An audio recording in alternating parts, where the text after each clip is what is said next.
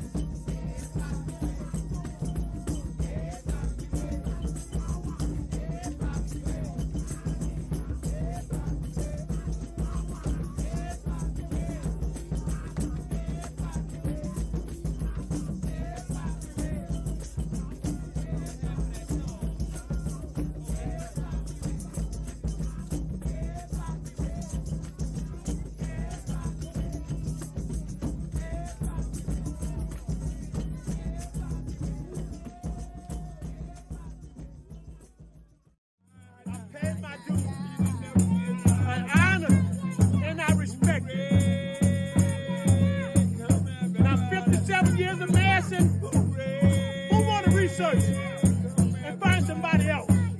Have done 57 straight years. Ain't no chief over me. I'm chief of chiefs, goddammit.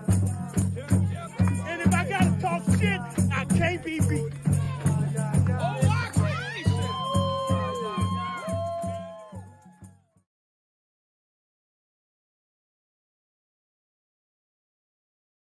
Good evening, everybody, and good evening, New Orleans. My name is Bruce Sunpie Barnes. I am very happy to be here this evening with some of what I would call New Orleans diamonds. Once was cold, but now diamonds in the rough have polished their careers, their lives, and their stories to be here with you.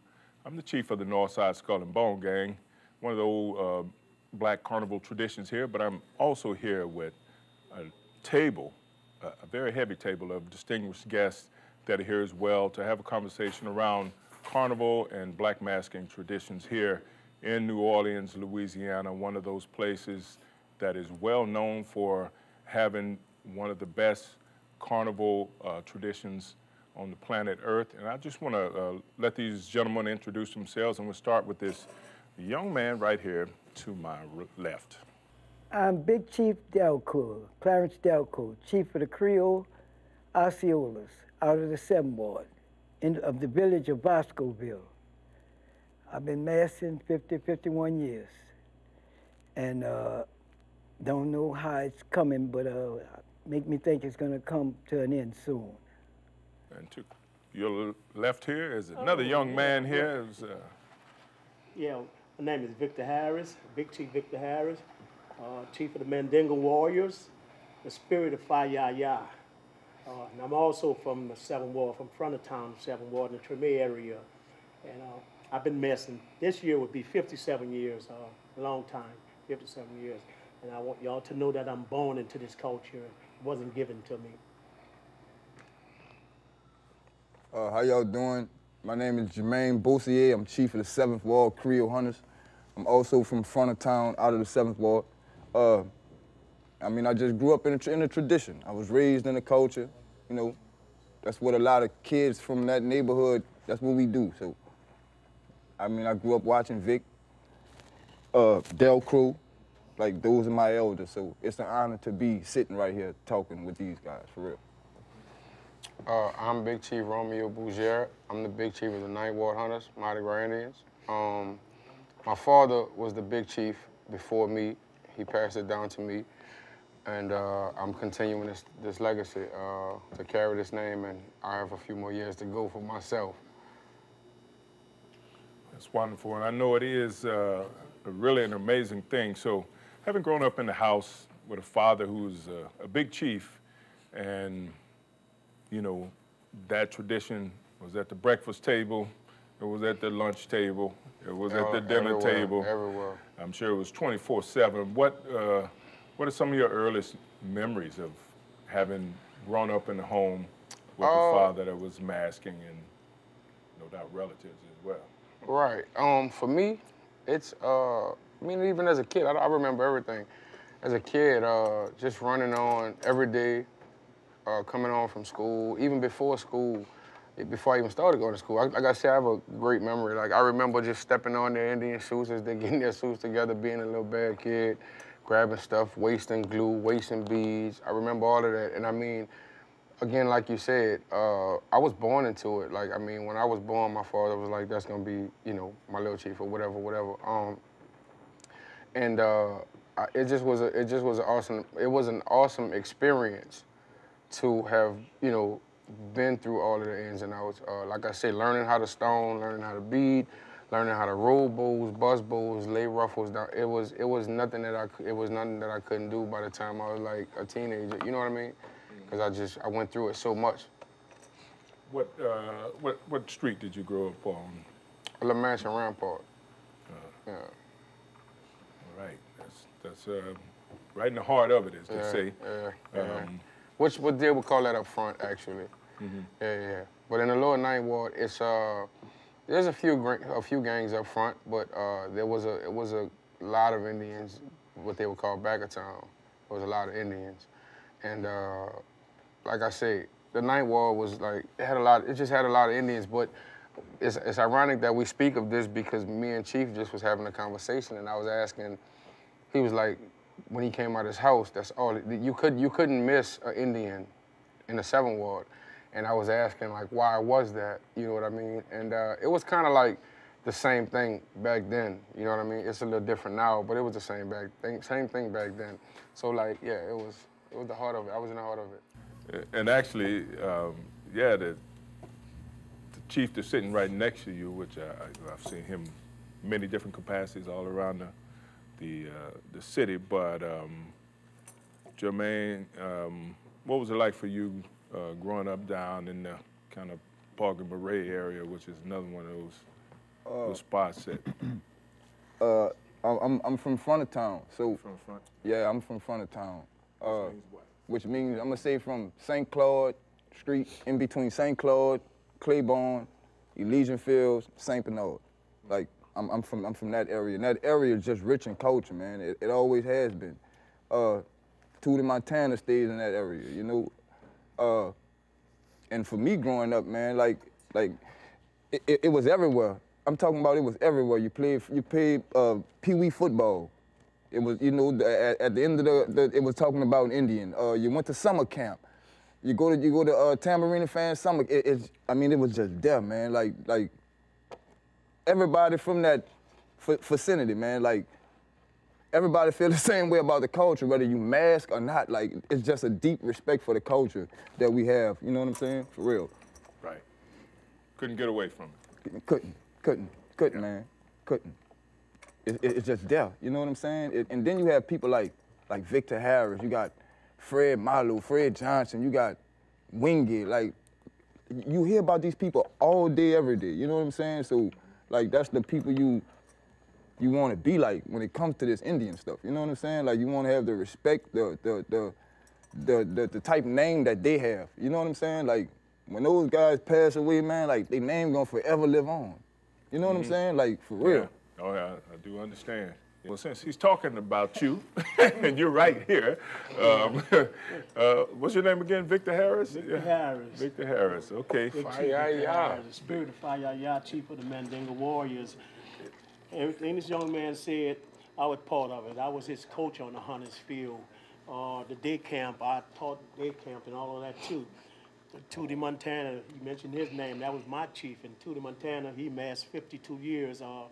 And, you know, I'm proud to say that I'm sitting at that table with Big Chief Tootie Montana, 50-year table. Not many, you cannot sit at that table 50 years if you haven't masked 50 years. And I was so proud to make 50 years to sit at that table with Chief.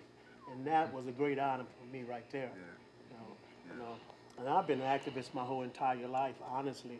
Like I said, I'm born into this culture. It's something I always love. As kids, we come up, the guys in the neighborhood, we all got together and run behind the Indian, picking up bees and sequins of feathers that's falling on the ground. Man, that was a big thing. You come home with them little feathers and things like that. Mardi Gras was, to us, it's greater than Christmas. We used to take cardboard boxes and make suits out the cardboard boxes. Like, yeah. We were children, you know, for real. Break the boxes down, put a split in it, put it on your head, and yeah, like, for real. And as I was speaking, you know, it's all about honor and respect, because without that, there's nothing. You know, we had to come through seniority, man. You had to come up like just in height and grade school to first, second, third grade in this culture. You just couldn't come along and say you're part of it. You know, it was like back in our time, you had to earn a feather. You just couldn't put a feather in your head. And if you didn't deserve that feather, you couldn't be in the tribe. You couldn't wear it. You know, so it's all about honor and respect. And at one time, this was the Ninth Ward, that was back of town, front of town, and believe me, none of us could get along during those times.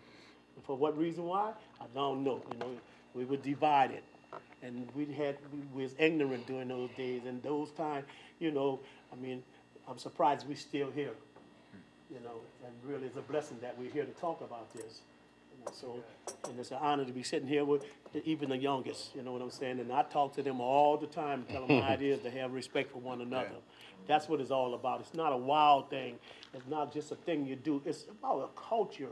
It's our heritage. I mean, we have to respect our ancestors, you know, because this is where it come from. Those people kept us alive. They kept this going for us. So, and that's why they want to say, well, I'm an Indian. I'm not an Indian. I'm an African-American. Afro-American, they say in Afro, what they say in Africa. That's what they're using that term of knowledge. I'm a descendant of those people. And this is why I mask. When you see me, the way you see me, the way I mask, this is where I'm coming from.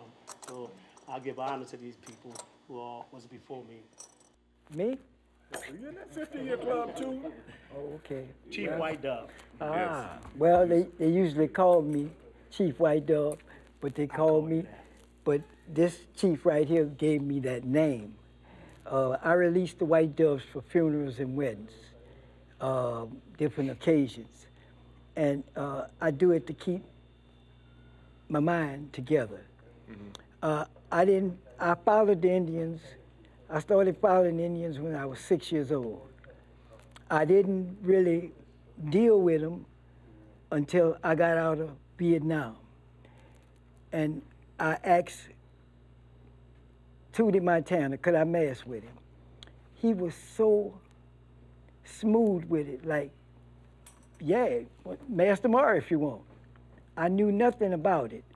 I had cousins that did it, but I didn't know nothing about it.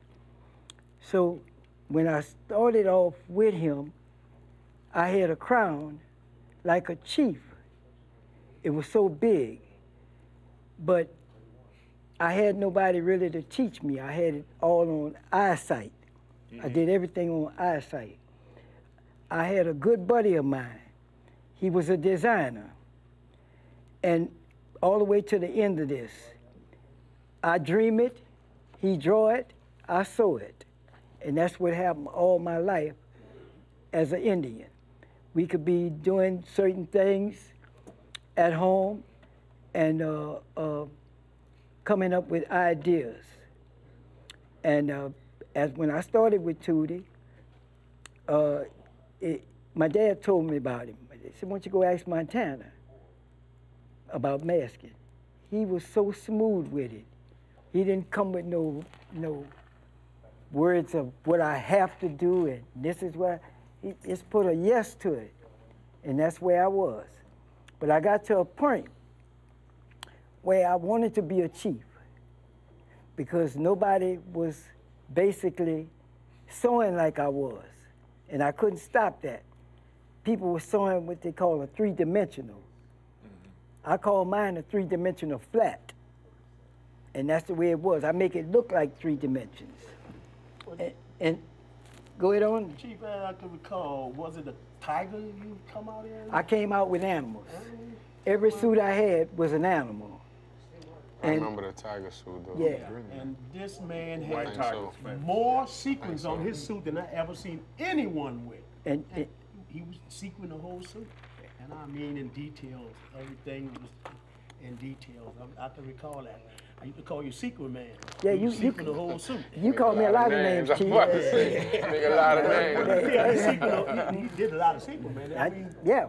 In details, so I'm saying. Right. Right. But that's what it was with me. And a lot of the older people that really came to me and say, well, hey, you got to know what you're doing. They have been deceased. They all are dead.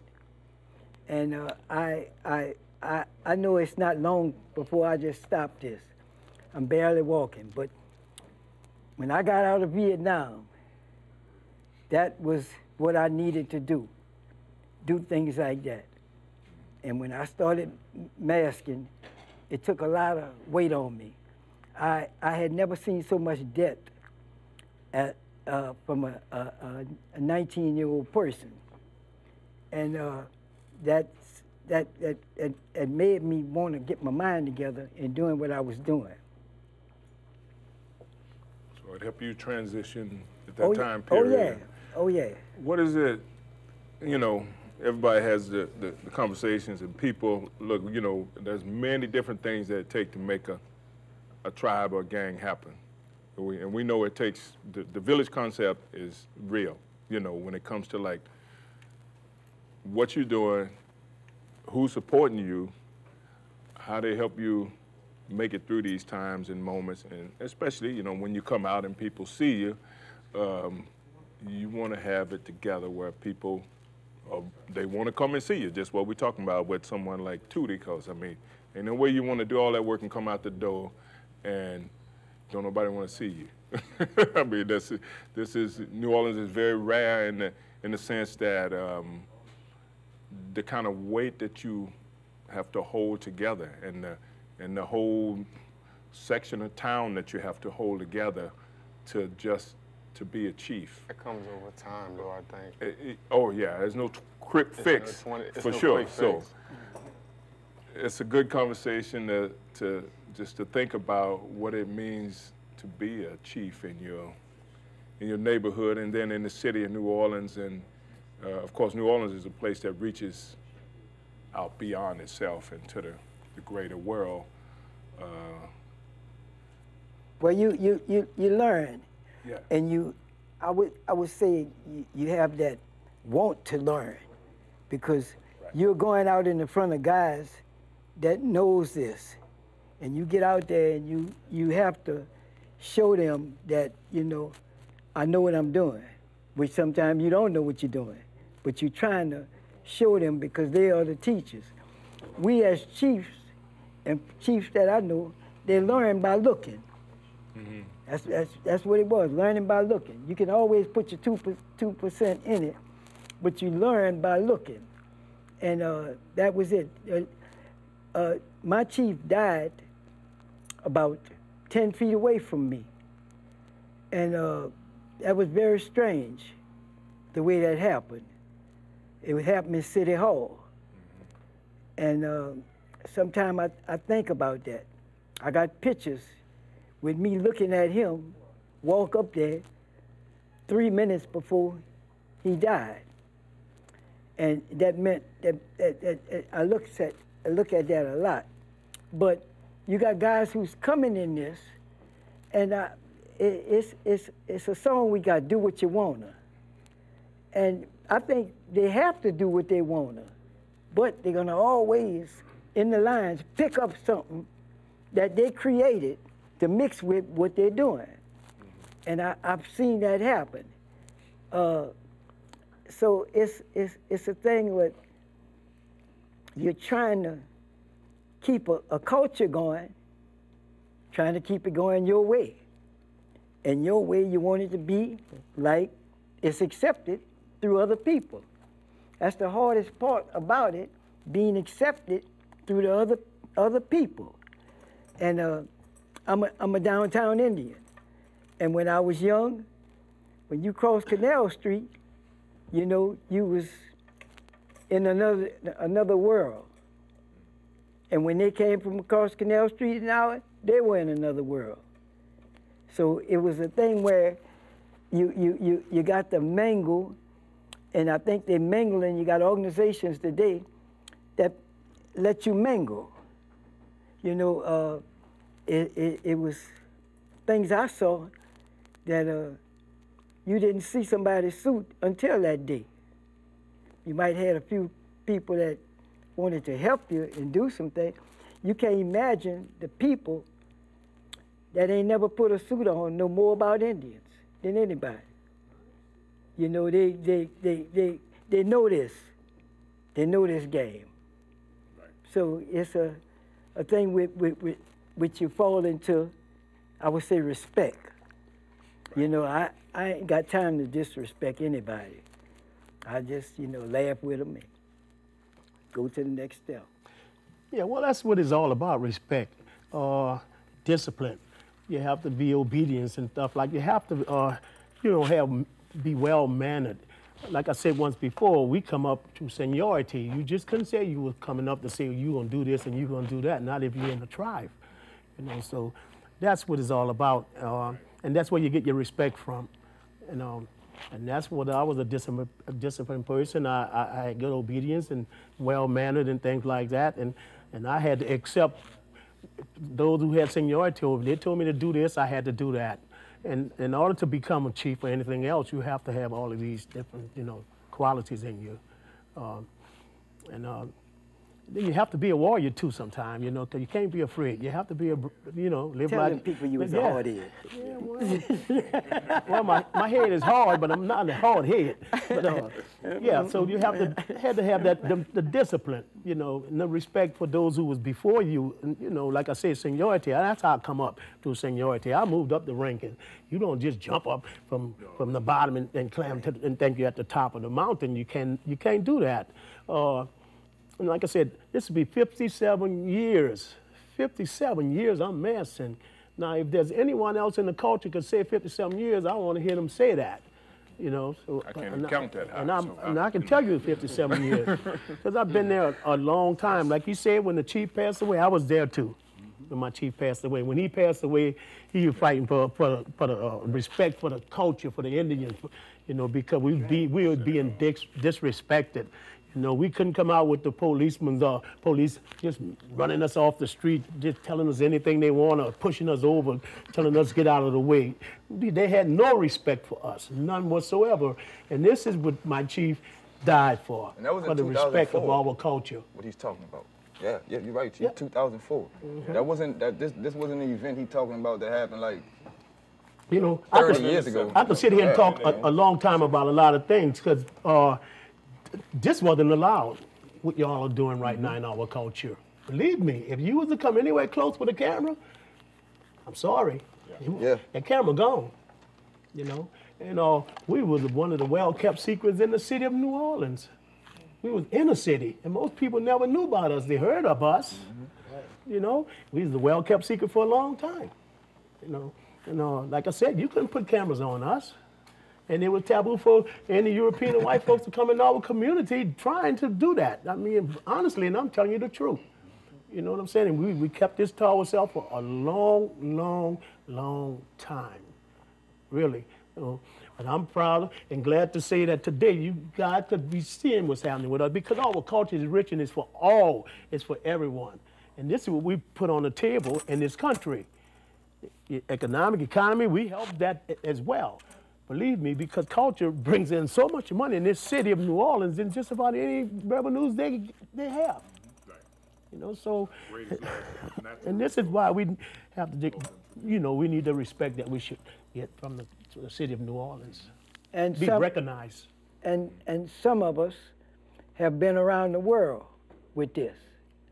And that's something that I don't think I'll ever had the chance. The furthest I thought I was going to go into is a war. But basically, you know, with what we do, people want us to come to Europe. They want us to come to Africa. They want us to come to different countries to see what we do with this culture. And the culture is so strong because all of us do it different, but it's based on ending up at the same place. He don't sew like me. I don't sew like him.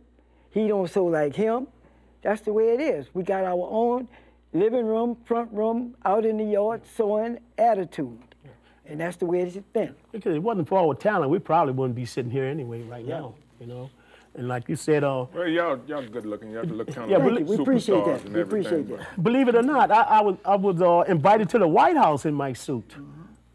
And to the White House. I was a guest in the White House because it was all about the culture. You know, I was chosen to go there to represent our culture. You know, Indian reservation, South Dakota, Arizona. I met so many different tribes. You know, the Sioux Nation, the Hopi, so many different people I met. Had a chief called Oval Looking Horse. Oval Looking Horse, yes. I mean, and this man is a tremendous person. When he talked, his voice is like, to me, Martin Luther King. He was a great leader of the Sioux Nation, and he represented them. And I'm telling you, this man was so powerful. I was proud to sit beside this man. And you know what he told me? He said, I'm glad to be sitting. Thank you for sitting on the side of me. He said, I'm proud to be sitting next to you. I had seen the white-capped buffalo. Yes, I was taken. I did so well talking to these people. They did the eagle dance for me. They set me in the middle of the floor. And they did the eagle dance for me. They honored me, you know. And they said that I was a spirit. And that's what I went there with, the spirit. I wouldn't have went if it wasn't about that. You know. For you, Jermaine, what has it been like? And I know you, over the years, have, you know, becoming a chief. Both of y'all stepped in fairly young. Or what some people might say young, but I think the spirit just doesn't necessarily have an age. Everything is time and attendance, but what has it been like? Wait, I don't want to take over this thing, but yeah. I remember when this man came to me and asked me would I accept him when no one else did. Honestly, and I told him he's worthy of being a chief. So. Yeah.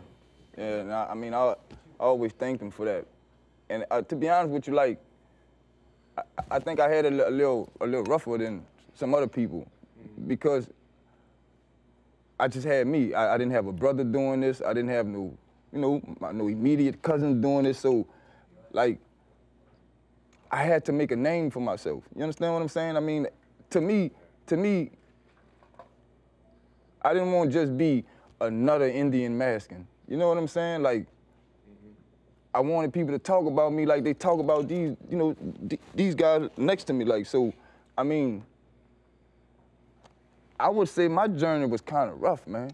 You know what I'm saying? Like, because I had to do it, I had to learn everything myself. I had to, like, I done had chiefs, man, I done went to them and asked them, like, to show me stuff, and then, like, they denied me, you know, like, no, you know what I'm saying? So, I don't know, man, I think I had it a little rougher than most guys, but it is what it is, man, you know what I'm saying? I mean, that's what this culture about, man. I mean, you have to earn their respect, and if you really, you know, you should want to earn it. I don't want it given to me because it's not real. You know what I'm saying? Like, I want to earn the respect of my peers, man, when it comes to this culture, this thing of ours, you know? So, I mean, that's what I did, and like I said, he was, man, I love this man. Everything he's saying is true.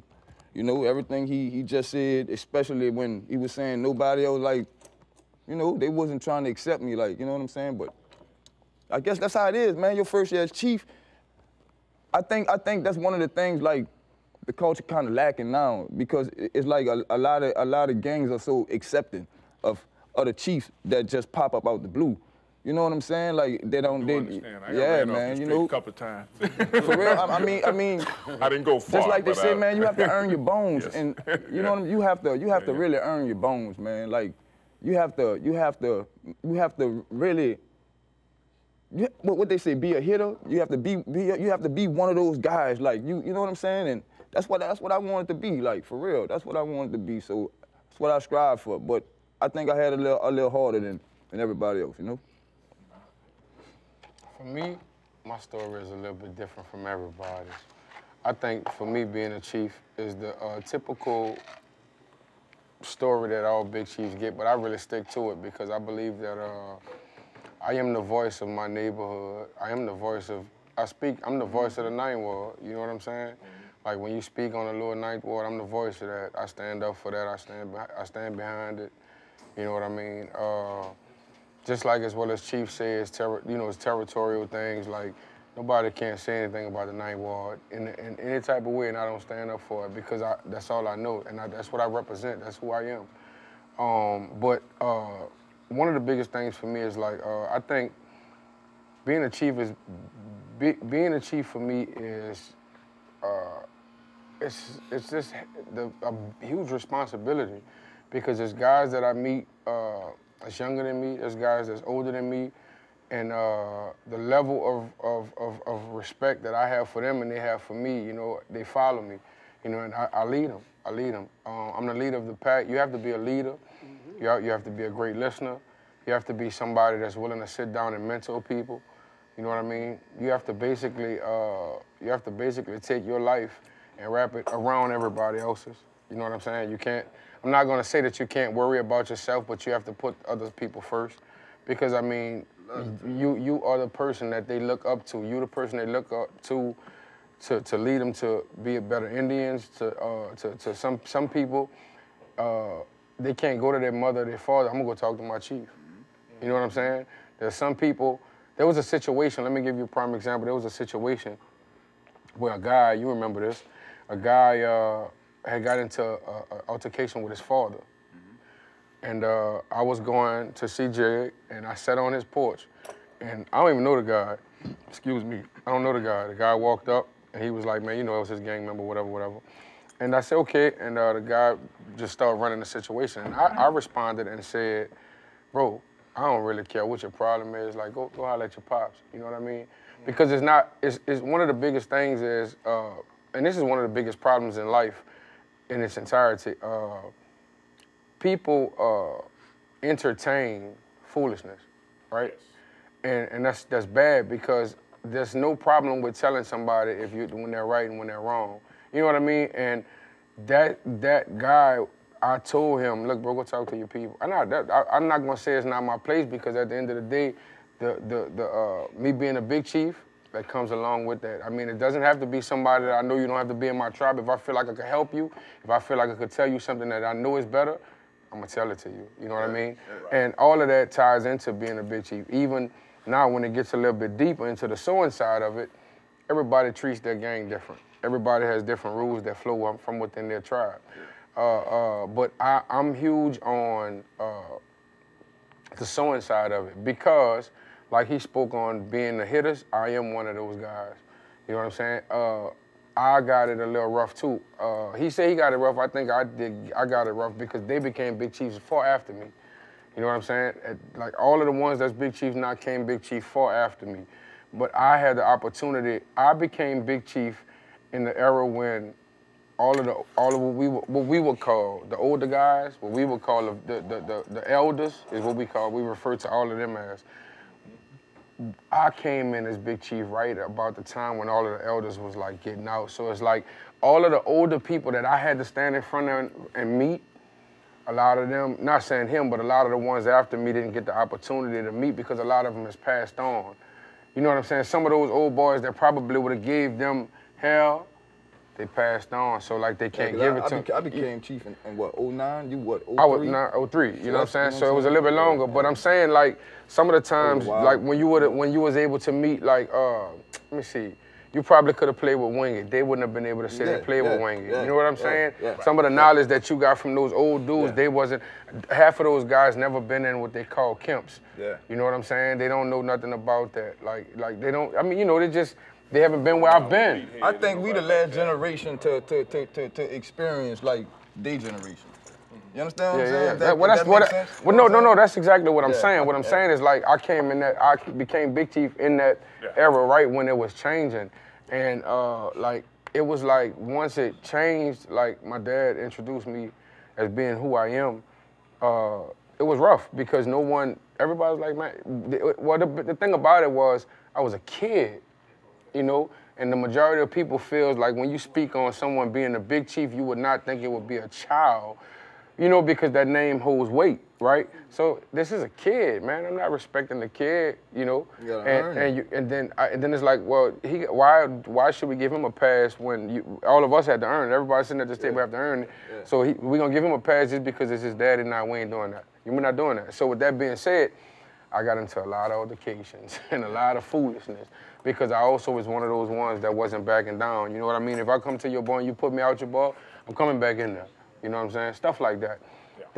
And then over time, I guess if you look at it like, I done put this little boy out so many times, bro. I'm tired of putting him out, bro.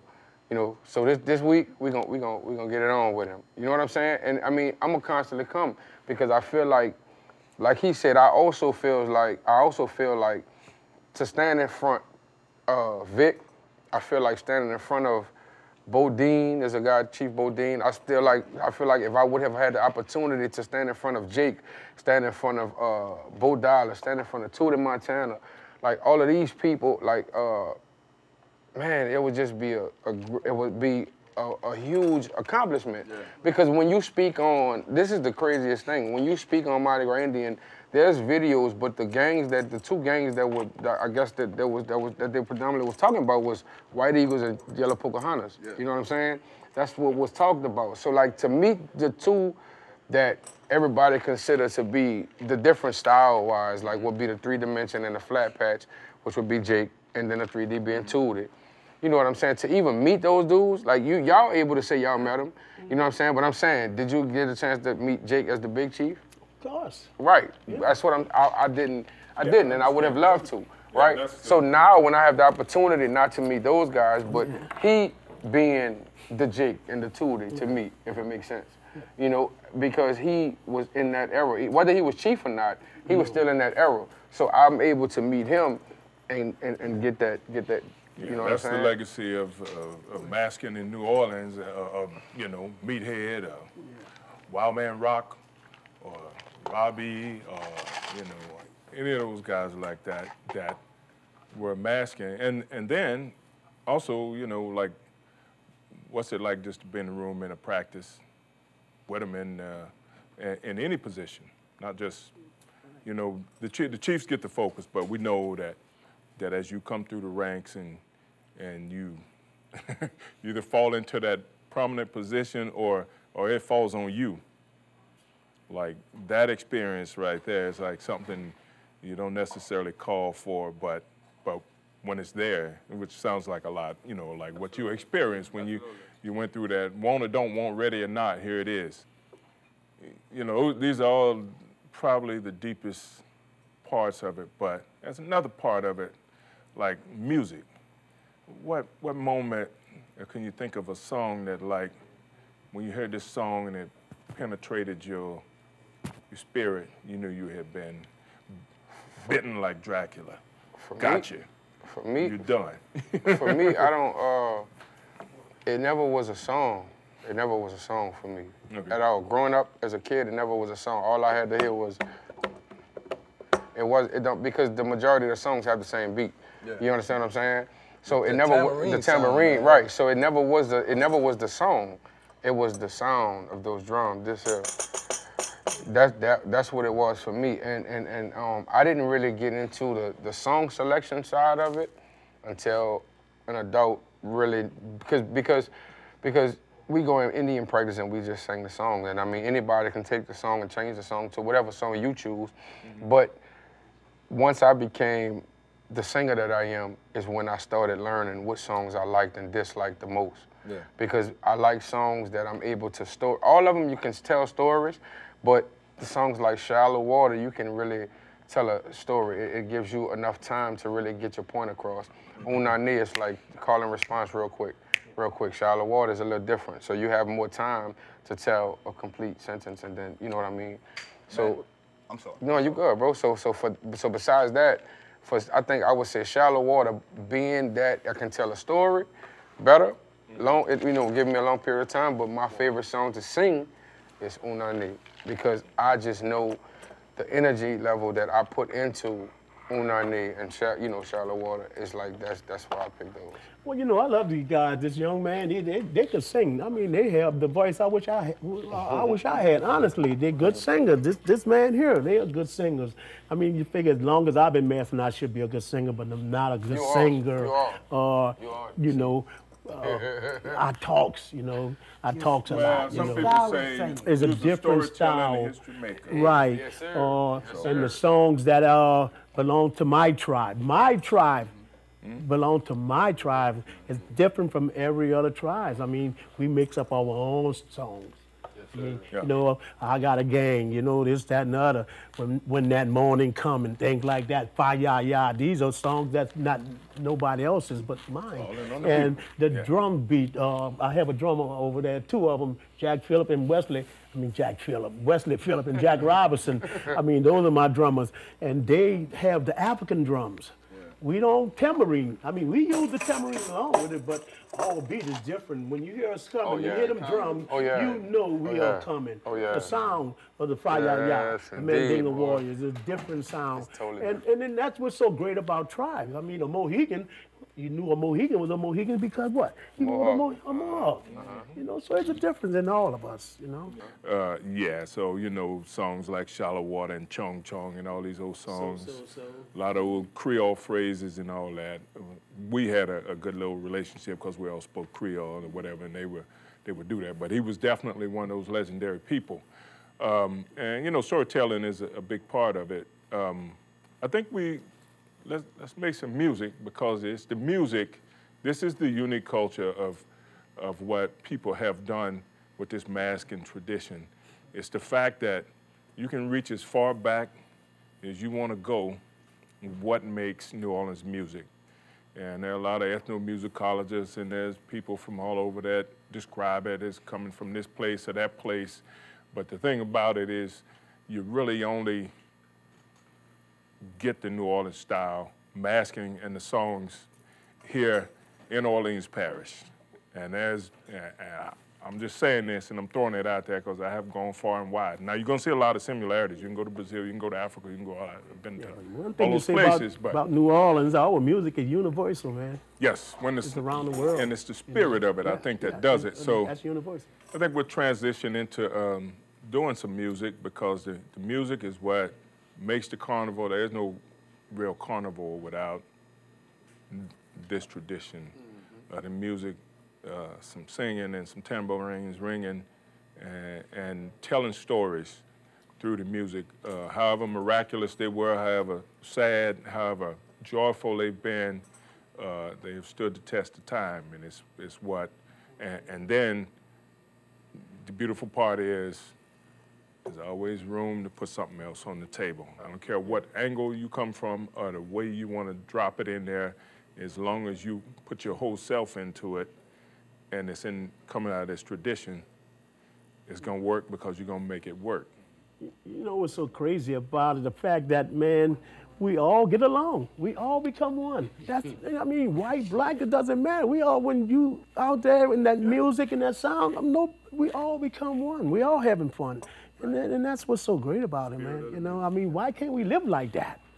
You know what I'm saying? Real. Why can't we just be one? You know? Yes, indeed. No doubt. All right, we're going to check out some music. Set 'em on fire. Shotgun Joe, meet 'em on the mountain. Shotgun Joe, meet 'em on the mountain. Shotgun Joe, drink from no fountain. Shotgun Joe, spy bars. Shotgun Joe, spy, got it ready.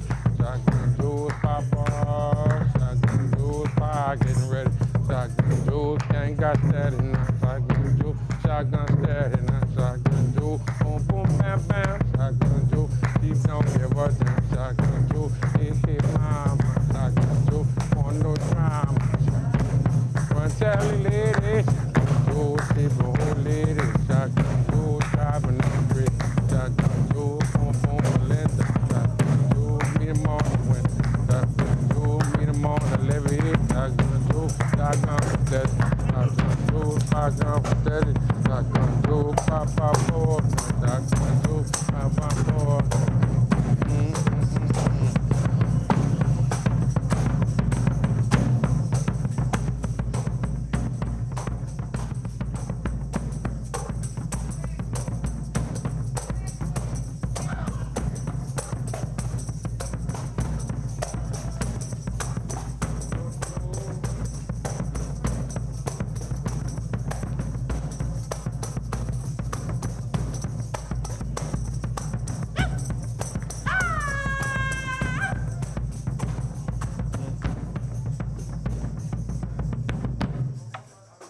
That's right. Boy, I ain't gonna lie, bro. You not beyond that. Boy, I'm ready. Boy, I'm ready. Shotgun Joe. You want to sing a song? Shotgun Joe. Where did he go? Shotgun Joe.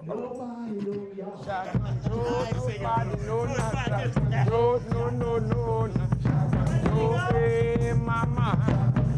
Hey, mama. She gon' holler. Down by the river. She gon' not your move. Down by the bayou. Set him on fire.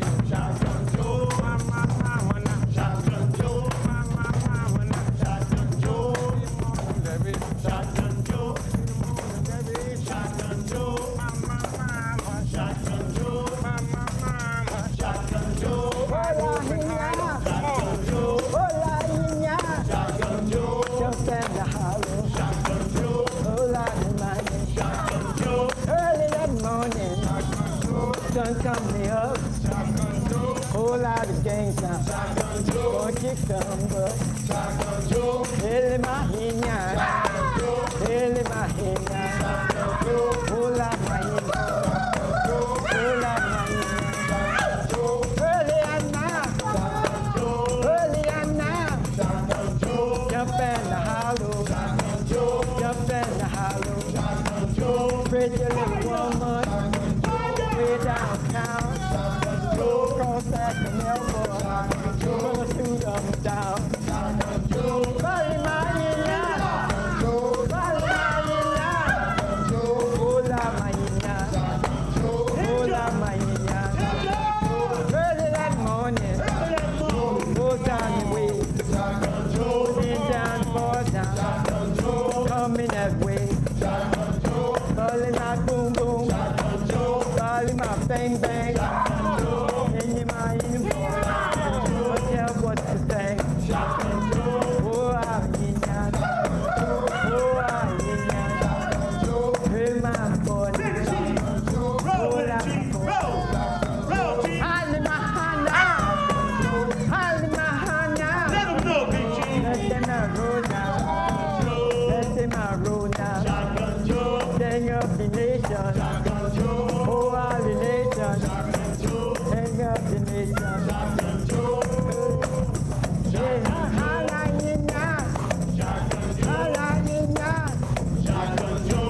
Hola mañana. Hola mañana. Pretty little thing now. We're across the river. Same day south. Jump in that hollow.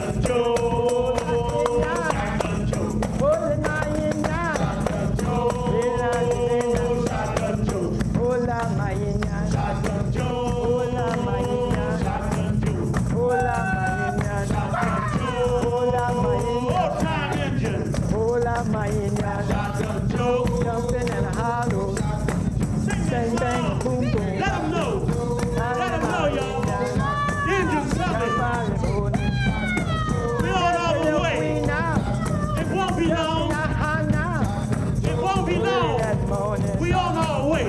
Early that morning. Early that morning.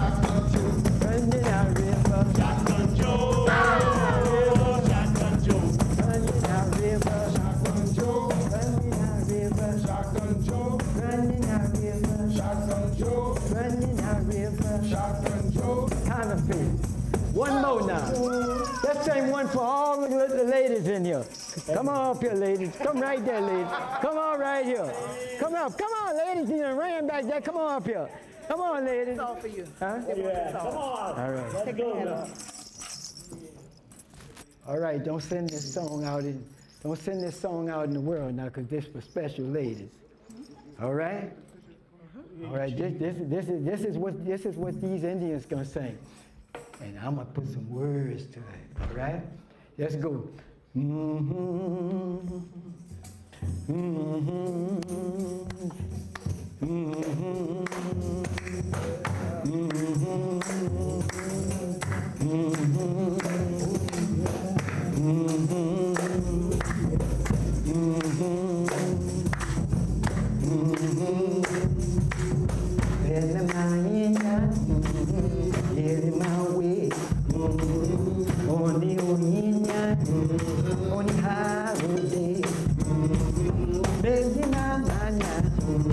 It was pretty little women. They were singing on the song and jumping on this. I went, oh, Tina, to your pretty little lady. I sang my song. I sang it in a way. Oh, mama, na huna. Oh, mama, na huna. Pretty little woman. You know me that way. Let me hear it. Oh, la Hana. Oh, la Hana. Oh, la Hana.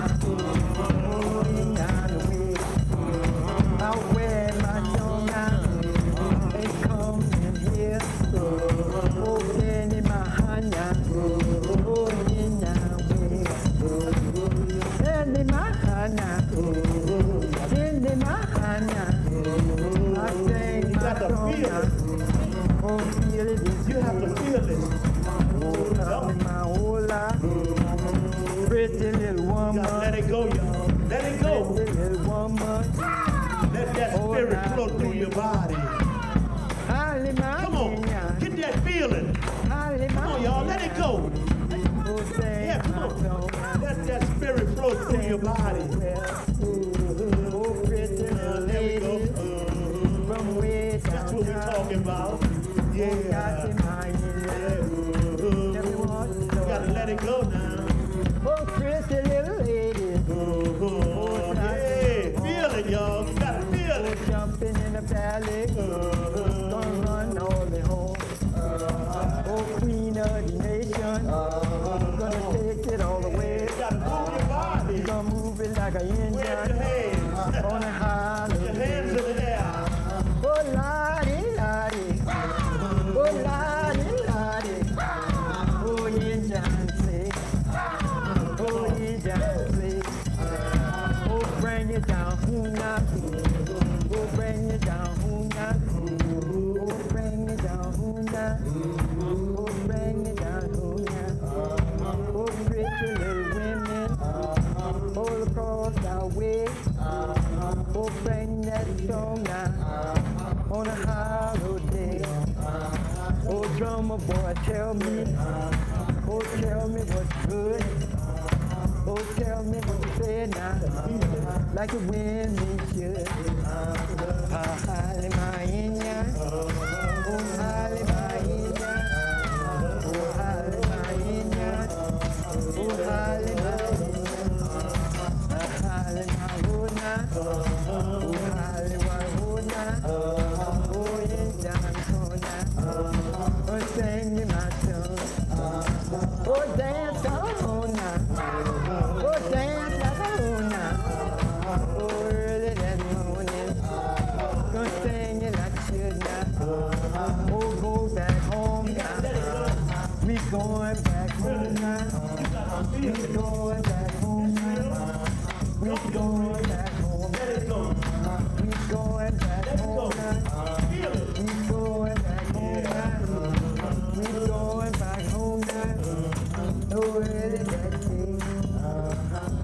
Isn't it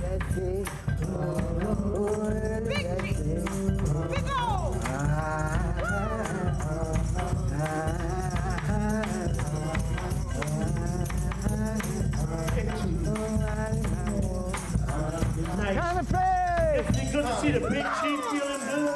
Isn't it good to see the big chief feeling good? Yeah, you feeling like a big chief should. Hey, this side the wall. Oh, shine the water when the morning comes. Shine the water. Put the gang in, and they got plenty of fun. Shine the water. It's my shine on it, won't be long. Shine the water. Put the TV in, ready, gotta put it on. Shine the water. Somebody ran my mama, tell my dad. Shine the water. Got a young man coming on the overpass. Shine the water. Follow me, everybody on the battlefield. Shine the water. If I play my position, I play for real. Shine the water. If I drink fire, you want on my I'm home. Shine the water. Don't want no trouble, just take too long. Shine the water.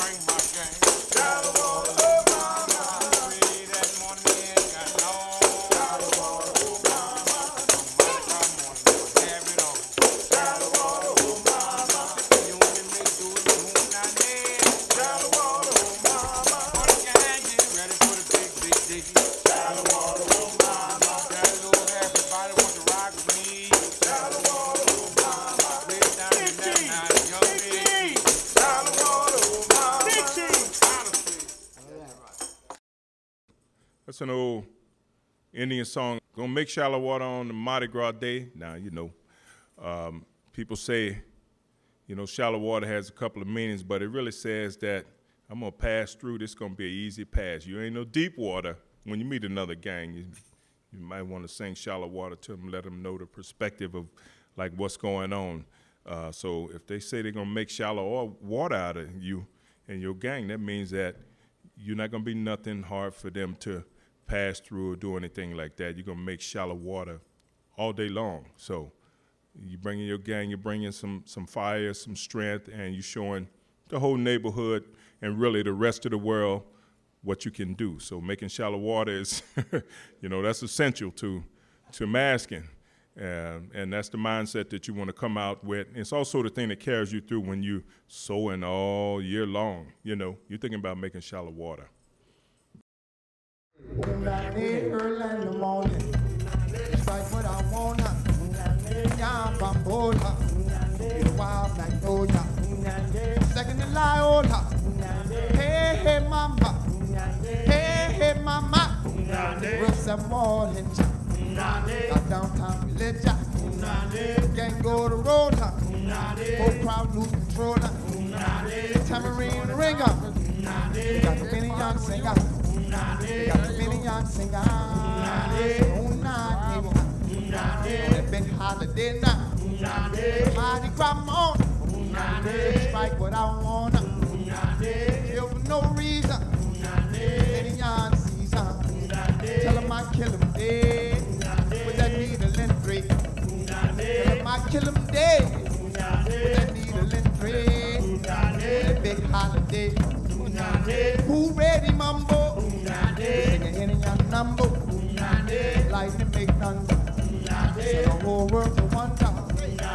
Meet them on the corner. Do like I wanna. Tell them I swim the ocean. With them drunk off my potion. Big chief show devotion. Hey, hey, mama. Hey, hey, mama. Lord, do the rumble. Mardi Gras morning. It won't be long, y'all. It won't be long, y'all. Big chief for the nation. Kill a whole population. Got a bad reputation. call me Big Chief Sensation. I dive in that river, my blood it don't shiver, my blood it don't shiver. Lord, that morning, oh Lord, that morning, it shine like a light now. On St. Joseph night now, on the St. Joseph night now. Who ready and jump? Who ready and jump? Here we come. Old time religion, old time religion. Big Chief. Say the night war, hunter. Let them know, Big Chief. The whole world will wonder. Say the whole world will wonder. Say remember Big Rudy. Say remember Big Rudy. Say remember old Tootie. Remember old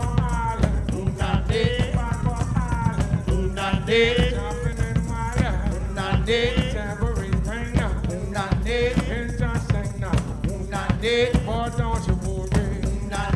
Boy, don't you worry. Boy, Sue tell a story.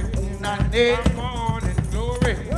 Tambourine ring now. Drum bring it down now. Drum bring it down now. For the tambourine ringing. For the tambourine ringing. Let me just say it. Hey, mama. Hey, mama. Tambourine ringing.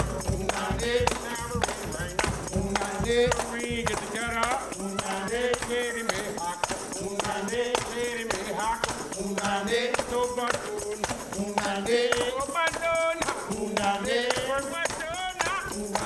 Lord have mercy. Lord have mercy. Tambourine ring now. Talk to my mother. Talk to my brother. Brother, don't you worry. Sue tell a story. My morning glory. Some get together. I say what they talk about. Boss done seen the Big Chief. Boy, chief on the mission. Boy, play my position. I say do not know now. I do not know now. Boy, chief work the show now. Needle in red. What they kill them there. Needle in red. Yeah, they kill them there. Head out here now. On my way now. Downtown is down. No chief rock religion. I talk to my mama. Mama, don't you worry. I talk to my daddy. Daddy, don't worry. Again, just worry. For the morning, that morning. That morning, that morning. Boy, it's coming. Boy, it's coming fast enough. Before you got to mad enough. Hey, mambo. Hey, mambo. She bring fire. Counterfeit. Unane, that is a song that people often sing when they come out. They often come out of their house early in the morning. They may come out the neighbor's house. They could come out of a bar. It's not usually a library or sometimes an old corner grocery store. But this is a song that people will sing. It's an old Creole phrase, really. It says, Unane, I'm on my way. On allé, if you speak French. And that's one of the songs that a lot of tribes sing when they step out the door in the morning. Unane, it is, it's the song that makes that heats the blood up. it will get you ready. If you ain't ready, they're gonna sing Unane, or they might sing My Whole Gang Is Ready, but that's gonna wake you up and put you in the spirit, because when everybody comes out the door, when they hit the street, they're all together, they all one. Nobody's thinking anything but the same thing. Another one of the songs that they have out there, and it's from the beginning, Indians, Here They Come. That's a song where you meeting another tribe or you're meeting a group of people on that day, and you'll sing that song, Indians, Here They Come. And that's a very popular song, which you get a group in it, especially if you got a group from the neighborhood singing with you, as we call the second lines. So when you sing that song, Indians, Here They Come, that means that whole tribe is coming. Yeah, they would sing that, or another song they would sing, Let's Go Get 'Em. Like those are two songs, like when when two different gangs are meeting, you would out of here 3 songs like "Let's Go Get 'Em," "Indians Here They Come," or the song like that gang tribe chant. If it's Ninth Wall Hunters, I'm Creole Hunters, Creole Osceola, you know, you would chant the name of the gang. So.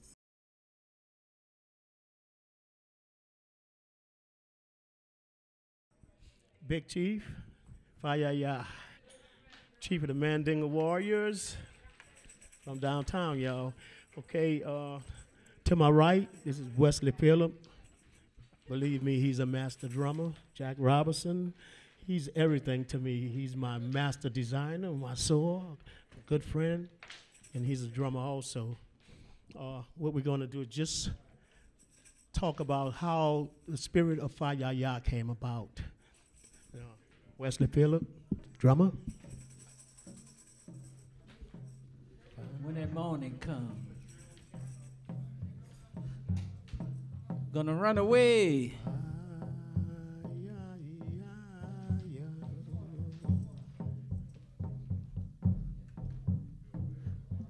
I'm gonna tell you a story, it won't take long.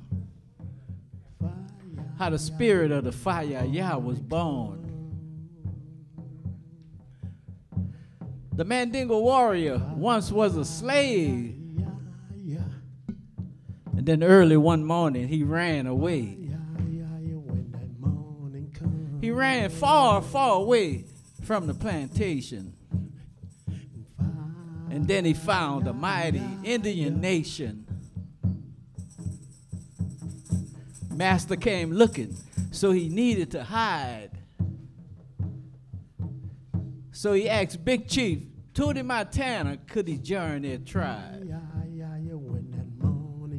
They said, put on an apron, put on a crown. You're no longer a slave, and don't you ever bow down. The Mandingo Warrior stood faithful for 19 long years. And the Yellow Pocahontas became the gang that all tribes would fear. But then one day he heard the sound of the drum. That's when his African spirit come. It cried out, Mandingo Warrior, time to take a stand. That's when the spirit of the Fayaya became a one-man gang. When that morning comes. Who they talk about? Fayaya! When that morning comes. Big Chief Fayaya! Who they talk about? Fayaya! The runaway slave. Mandingo Warrior. Can't run to the river. The river too deep. See what it does to you? Can't swim across the lake. The lake too wide. But when you see that fire come to the bayou, Chief gave the order. We're gonna cross shallow water. When that morning come, y'all. When that morning come. Shoot fly, don't bother me. Cause when that morning come, I'm gonna be free. Big Chief Fayaya gonna come out with his war paint on. Morning come. I'm gonna meet everybody. I'm gonna meet all the Indians. And I'm gonna give them religion. Yeah, I'm Big Chief Fayaya. When that morning come. When I leave my home, I got my war paint on, y'all. That morning, that's that morning. That morning. Big Chief. That morning. That morning. That morning. Won't turn around. That morning. That morning, y'all. I'll meet everybody. That morning. That morning comes. Won't bow down. When that morning comes. When that morning comes. Fire, morning comes.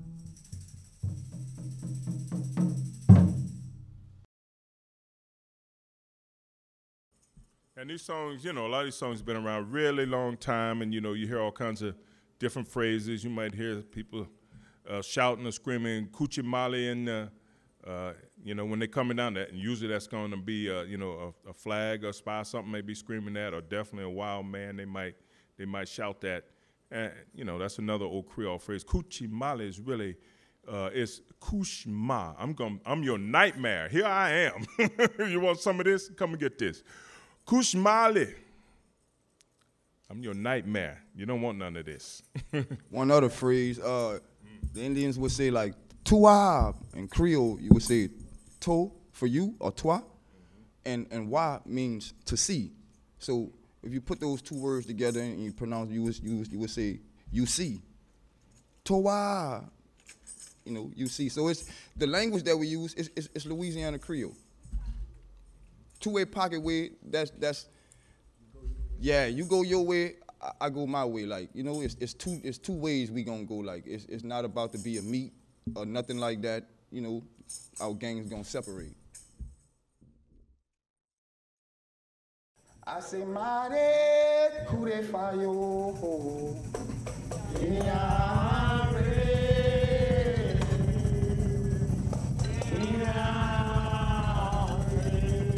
I say, Mare, kure fayo,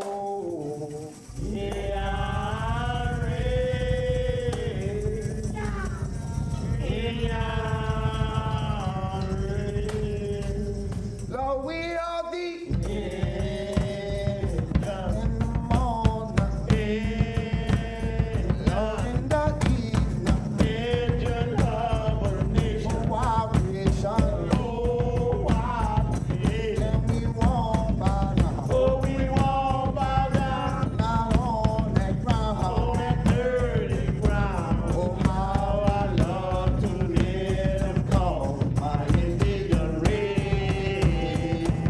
about Jackie Mo. We know higher, higher, on higher, higher, higher in the evening, higher, higher, higher, all day long, higher, higher, higher. Oh my Indian red, oh my Indian red, oh we kill them dead, oh we kill them dead. Oh how I love to hear them call my Indian red.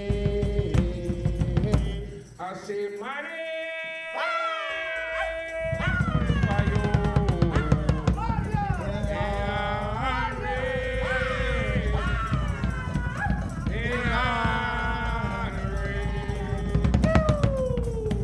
I say, money.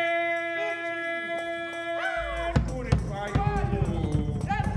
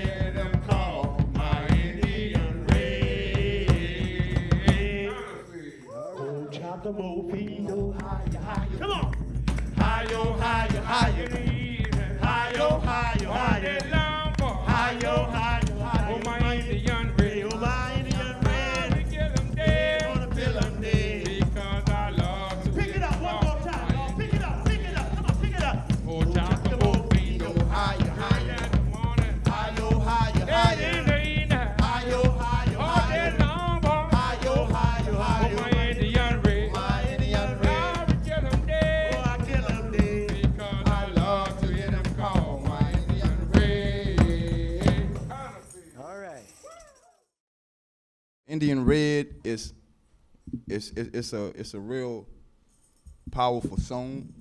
it's the Indian prayer.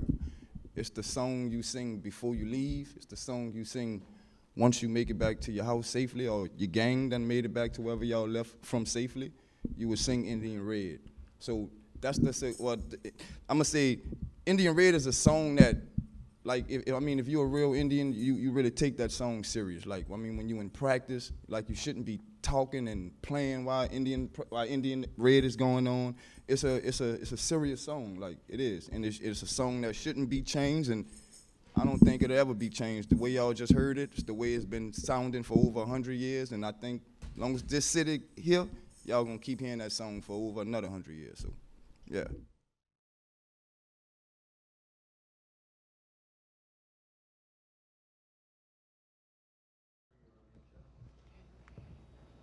Well, all right, y'all, we back, and it's down to the real deal now. We have been taking a real New Orleans style journey, but here with the 79ers, and they are doing what I would say no one else is doing. They're on the cutting edge of taking traditional concepts and music and pushing it, and I mean pushing it really hard into the future, while at the same time reaching as far back as you can go into the concepts of what New Orleans black masculine culture and the type of call and response singing is going with, along with the rhythmic aspects of it, clave rhythms and all those things that came from, heritage from here, from Haiti, from Saint-Domingue, from Africa, and bringing it back into New Orleans to refresh the sound. And that's really one of the more beautiful things around what's happening with the music today and the culture of the music. But these guys on the stage right now about to bring you something you haven't heard before and give you an angle that you don't know about, while at the same time making you think this could only happen in New Orleans. So where did these dreams and soundscapes come from? As it pertains to 79ers? Yes. Okay. You want to explain, bro? You want me to go? As far as 79ers, I've been singing a long time. I've been singing a while. I would say 16, 17-ish.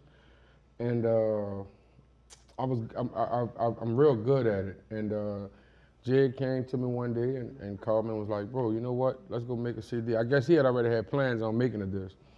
And he had it all set up, the studio and all, and then he called and he was like, bro, let's do this on this day. And honestly, I thought it was a game, and when I went to the studio, I saw it was real, right? And we came together and click-clacked, and we made the song. We made a few songs. Keep in mind, we were in the studio not really having full knowledge of any type of studio, nothing.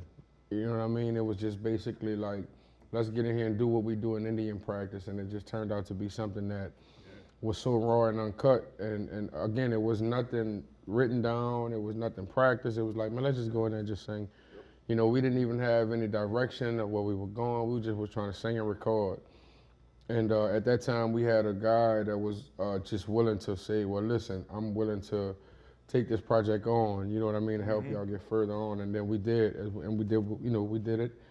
And it was successful. It was successful in its own way, because so many people chose our record over others because they said it was actually raw and uncut music, and it gave you a feeling of it being the feeling that the raw and uncut side of it made you feel like it was so real. You can feel the realness of it, and by it being that way, we're here now. We're 79.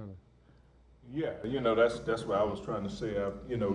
Feeling that and how far back into it, you really went into the subconscious of what it's all about, and was able to, without having to like be too analytical or overproduced anything, just hit it and make it happen. Make it happen, straight up.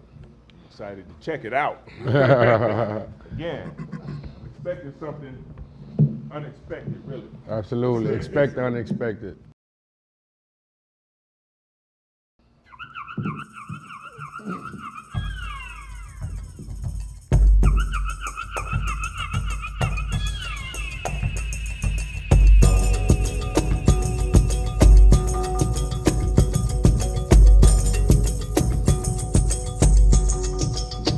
$79 about to blow. I know we done came pushed in the door. For sure, playing with the gang, we holding court. And they know where I'm from, we trying to go. There ain't no $79. See, I'm a young big chief from down in New Orleans, and I be bringing them guns and them tambourine. I use needle and thread to sew my suit on a Mardi Gras on, and I be all brand new. About to blow. I know we done came pushed in the door. For sure, playing with the gang, we holding court. And they know where I'm from, we trying to go. There ain't no $79 about to blow. I know we done came pushed in the door. For sure, playing with the gang, we holding court. And they know where I'm from, we trying to go. There ain't no $79. I'ma rep the 9 wall till I'm 6 feet deep, but I be reppin' $79 while I'm running the street. 7 wall, 9 wall, come together as one clip on the Orleans, I know about the rock. About to blow. I know we done came pushed in the door. For sure, playing with the gang, we holding court. And they know where I'm from, we trying to go. There ain't no $79 about to blow. I know we done came pushed in the door. For sure, playing with the gang, we holding court. And they know where I'm from, we trying to go. There ain't no $79. $79 about to blow, just know I told you so. So when we tear the city up, don't say you didn't know. I'm in preparation for the carnival model. Keep my gang strike, you never know. Say the $79 gang, may we never depart. When we sing these songs, we come from the heart. I'm rocking this song, my thoughts that beat. I got a tag team for that's all. $79 about to blow. I know we done came pushed in the door. For sure, and with the gang, we holding court. And they know where I'm from, we trying to go. There ain't no $79 about to with my gang, they ain't messing with that. The whole gang on the streets, and they on the attack. Walking around the 7 wall, got a lot on my mind. Got a lot of stuff to do, but I ain't got time. We done came in this game, it's time for a change. If it really stay down, we get it our own lane. We the H, the I, the N, the C. It is in charge, you know who we $79 about to blow. I know we done came pushed in the door. For sure, and with the gang, we holding court. And they know where I'm from, we trying to go. There ain't no $79 about to blow. I know we done came pushed in the door. For sure, and with the gang, we holding court. And they know where I'm from, we trying to go. There ain't no $79 about to. $79 about to. $79 about to. $79 about to. $79 about to.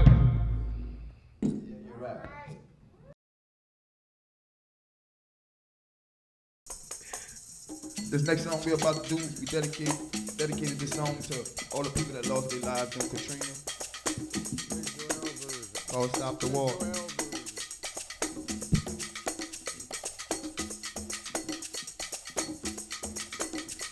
Oh Lord, the water is rising. I'ma talk about the water cause I got wet. Oh Lord, the water is rising. I'm floating in that water, that shit was a mess. Oh Lord, the water is rising. Vivid memories stuck in my head. Oh Lord, the water is rising. Straight anarchy, saw a lot of people dead. Oh Lord, the water is rising. Had to walk through that water, check my mama house. Oh Lord, the water is rising. I saw a note on the table saying they got out. Oh Lord, the water is rising. People looting and killing, didn't know what to think. Oh Lord, the water is rising. Dead bodies in the water, the city's starting to stink. Oh Lord, the water is rising. Can you picture New Orleans without no lights? Oh Lord, the water is rising. In the pitch black dark, the people trying to fight. Oh Lord, the water is rising. See disaster unfold, couldn't believe my eyes. Oh Lord, the water is rising. Had to shake my head and I started to cry.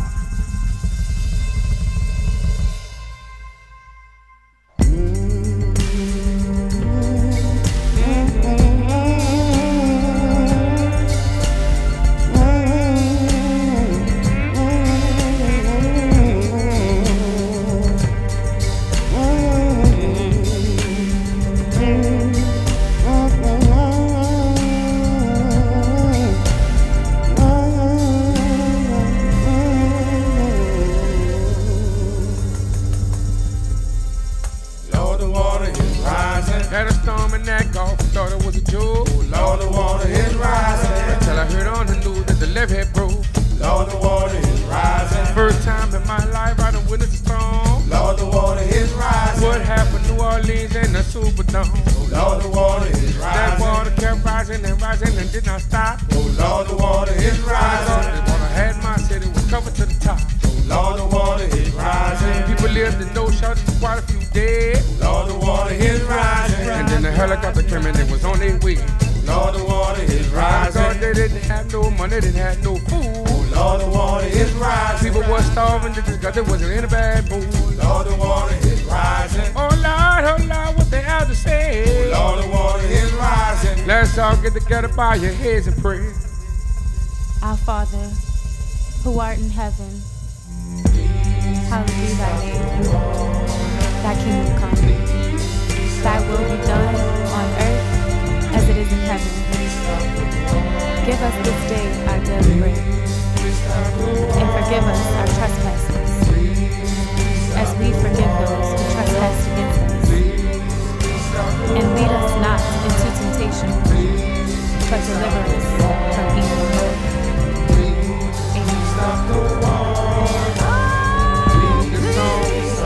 We put this song together, and this song is for everybody. Everyone that we lost in Katrina. Anybody who lost anyone in Katrina, we want them to know that we still love them no matter what, and they're still here. And I want y'all to understand that we still love y'all. Y'all are not forgotten.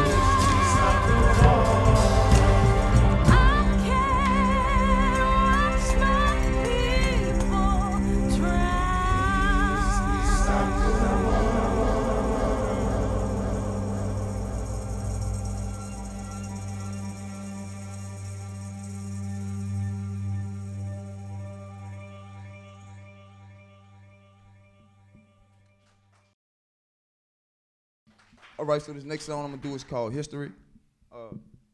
Just explaining the New Orleans culture the best way I know how. So here you go.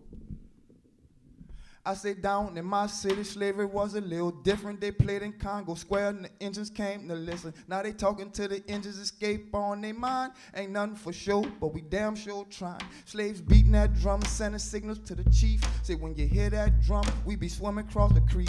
Oh Lord, would you take my boy? Say he follow all the rules and he won't make noise. Now it's 1782, they put together a little plan, a revolt coming through. Now the slaves in the engine, they marching on the city, killing all them French. And the scene wasn't pretty. Emancipation Proclamation, talking Reconstruction. Federal troops came down and stopped all the rock. It was a nice idea, but it didn't last long.